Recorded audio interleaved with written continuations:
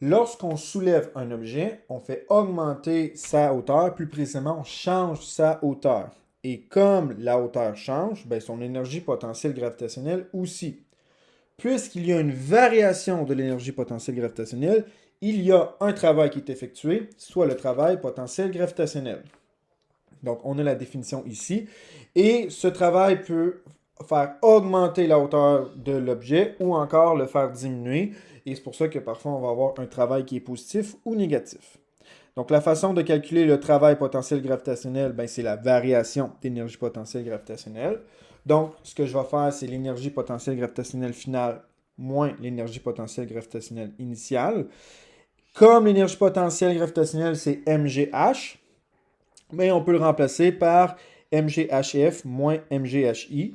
Donc, WPG, c'est le travail potentiel gravitationnel en joules. Le delta EPG, c'est la variation d'énergie potentielle gravitationnelle, en joules toujours. Bon, le M, on sait que c'est la masse en kg de l'objet. G, c'est l'accélération gravitationnelle qui est de 9,8 newtons par kg sur la Terre. HF, c'est la hauteur finale de l'objet, toujours par rapport au point de référence en mètres. Et HI, c'est la hauteur initiale de l'objet. Cette formule-là, ben, on pourrait la simplifier. Pourquoi? Parce que, ben, encore une fois, on a deux termes qui ont des éléments en commun. Donc, le mg en l'occurrence. Donc, si je fais de la mise en évidence simple en sortant le mg, comme ça ici, ben, j'obtiens mg fois, entre parenthèses, hf moins hi.